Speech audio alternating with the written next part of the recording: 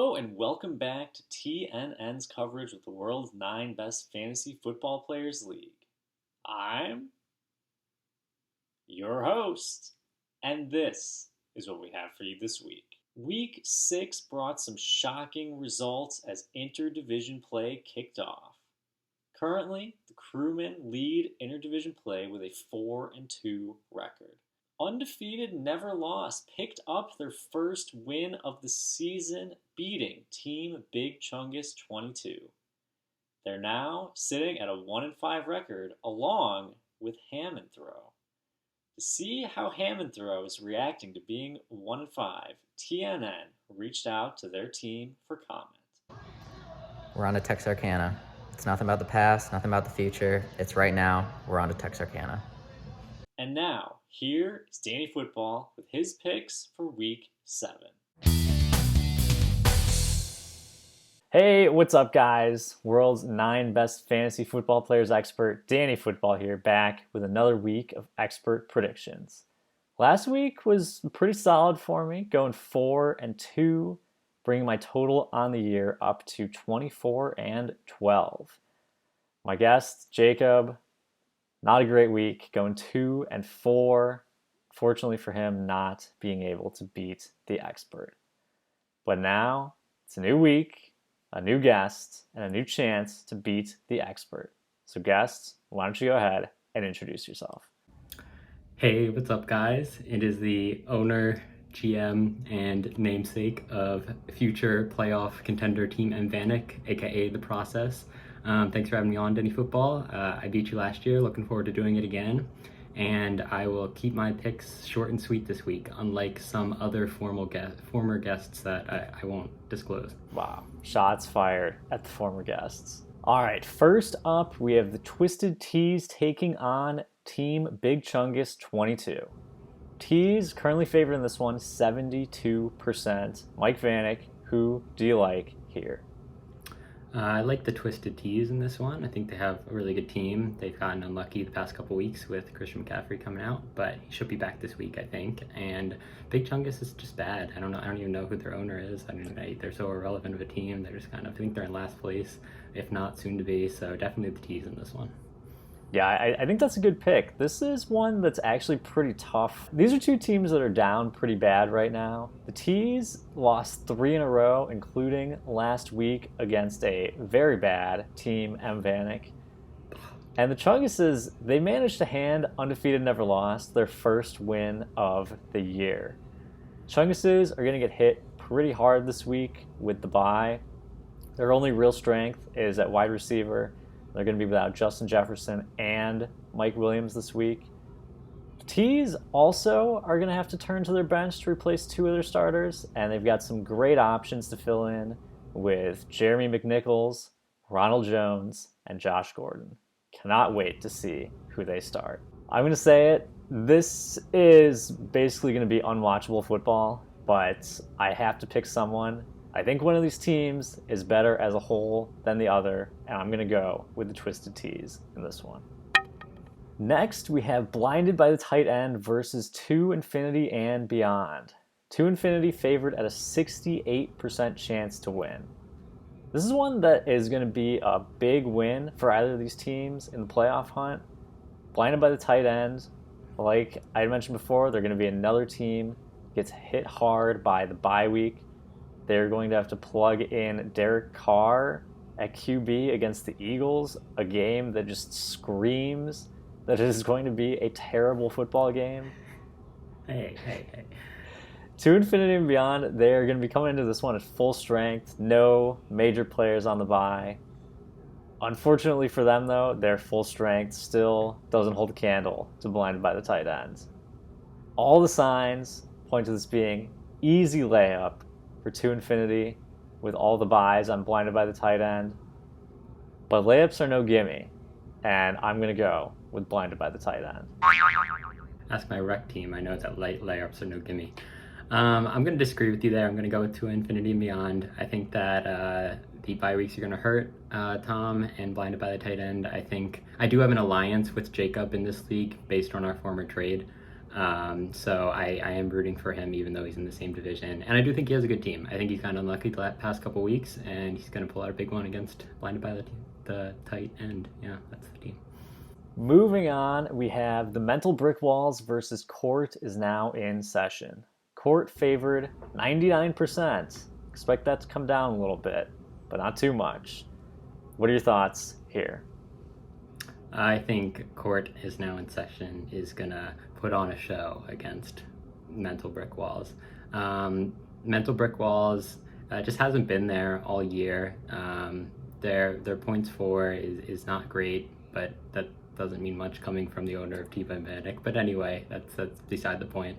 And yeah, I think that court is now in session is just through and through one of the strongest teams in the league. And I'm not just sucking up to Commissioner Tooch with that. But I do think that they have a good team and they're going to show up again this week. So I'm going to do a confident court is now in session pick. Yeah, I like that pick. I like that pick a lot. Both of these teams are coming off of a nice win last week. I don't really know how badly the Brick Walls wanted to win, given that they have stated they wanted to start to tank, but I'm sure they were not too upset to get the win over Hammond Throw. As is the story this week, though, they're going to be without two of their top wide receiver options, have to replace them with the bye. They're likely going to have to plug in Falcons' backfield into their starting lineup. Court, on the other hand, they had a really hard-fought game against the Bandits, got a nice win. Their running back situation right now, though, is bad. Like, very, very bad. They got a combined 3.8 points from their starting running backs last week. David Montgomery, Clyde Edwards-Helaire, Nick Chubb, all out. Luckily for them, though, they have the IDP GOAT in TJ Watt and a very solid group of wide receivers to fall back on. I think the court is going to grant injunctive relief and halt construction of the wall. I'm going with the court. Big lawyer terms thrown out there. I don't know what you mean. Big lawyer terms. Injunction? Next up, we have Team Embank versus Undefeated Never Lost. Embank favored here at a 76% chance to win. Both of these teams managed to pick up a win last week, and I'm sure Undefeated Never Lost will be looking to continue their little bit of momentum. But unfortunately for them, they only have 3 running backs on their active roster, and 2 of them will be on a bye this week. The other running back is Damian Williams, who might still be on the COVID list come game time, meaning they're going to have to turn to a very, very thin group of running backs that are still available as free agents this week and plug 2 of them in to their starting lineup. Team Embank, on the other hand, this is a team that's a very nice 4-2. Despite their calls to trust the process, they're sitting on top of their division, and I think they could actually surprise some people in the playoffs. I'm going with Team Embank in this one. I love that. Yeah, not. Team Embank, they have probably the thinnest bench in the league with their running backs and wide receivers. I'm about to sign up. Arguably the worst in the league. And they're going to need someone to fill in for Keenan Allen this week. Not to mention that they're going to have to play Carson Wentz in their starting lineup. This is another one I would consider unwatchable football.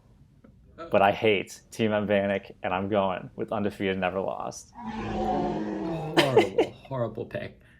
You said I have to replace Keenan Allen. How about future Hall of Famer Quez Watkins, WR3 for the Eagles? Ever heard of him? He's about to put up 150 and 2 touchdowns. But anyway, I have a formal public service announcement from the owner of Team Embank, and that is the tank is off. The process starts now. Team Embank is in full-blown win-now mode. He is going for the chip, and he is back. You know, there was a lot of hate for Team Embank earlier in the year, and there still is. There's a lot of hate thrown around. Even, you know, I'll say it from you, Danny Football. Oh, I'm not afraid. I'll say it. You run the clips. Founder for Glass Bones and Paper Skin, Carson Wentz. And for that reason, I'm low on this team. With calls to Call it trust the process. this team could be a bottom feeder this year. Team Embank clearly going for the tank. Remember calls to Call it trust the process. absolutely awful performance last week. I was not expecting to see Team Embank favored in any games right now. They've just been absolutely awful, barely putting up over 100 points last week. However, this is still not a team that I'm high on at all. Their running backs are subpar, to put it mildly. They have confirmed PED user Will Fuller on their team. Not great for locker room morale. Confirmed shooter. And really, I'm not very high on this team. I don't have a lot of faith in them. Turning to Team Embank, they have been doing, as you said, an awful job of tanking. Somehow, both of these teams are 3-2 right now. Team Embank would not have expected that at the start of the year. They are doing a terrible job of trusting the process. Team Embank's logic skills are a little flawed, and I think it's kind of going to reflect on his football team as well. First, he's a corporate sellout, then he's a friendship sellout. Where does it end? Yeah, there's been a lot of hate, and I have taken that personal. Similar to Michael Jordan, I took that personal. And my players have shown up. They heard the hate, and they have gone on a 4-game win streak since then. And I think they're going to keep rolling. Undefeated, never lost. Psh, easy win. Next up, we have the Texarkana Bandits taking on Ham and Throw. Bandits favored 86%. Who do you like in this one?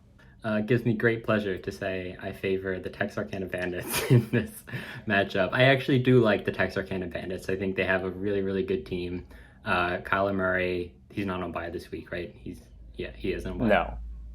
Okay, is he? Yeah, he's not on bye this week. I don't know. But anyway, Kyler Murray is really carrying the team. CD Lamb obviously puts up big numbers. Mind you, the trade that we made for him, we're not going to talk about that. But anyway, I like Texarkana Bandits a lot.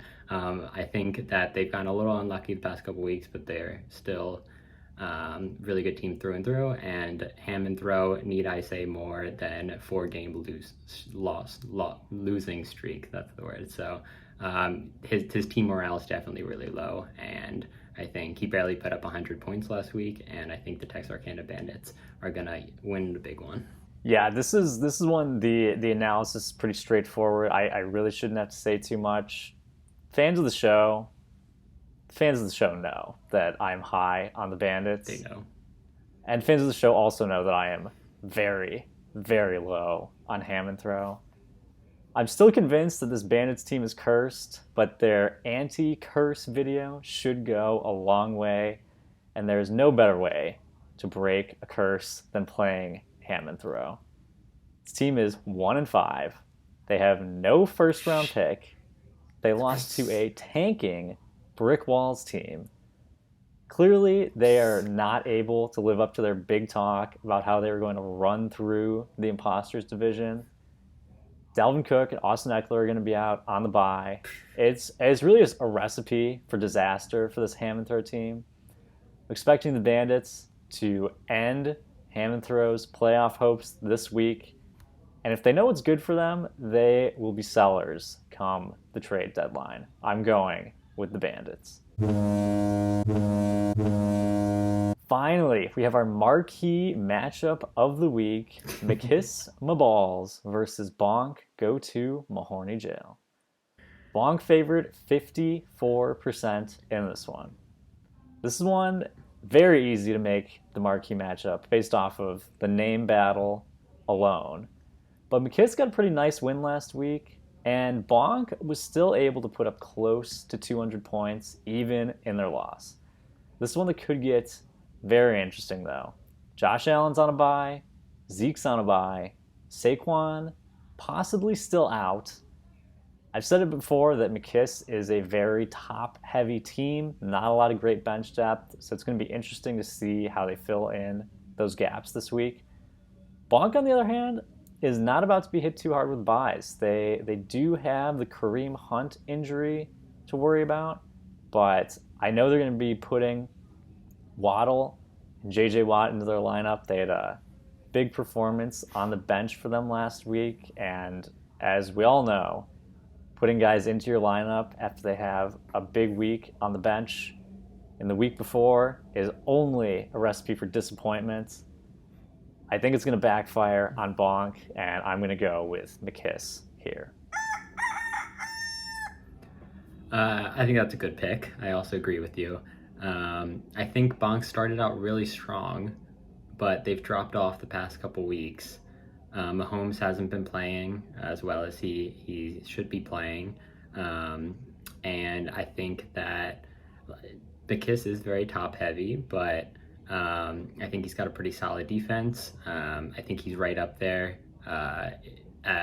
with a little bit of a tier drop off from Court, but I think that he's right up there as one of the best teams in the league.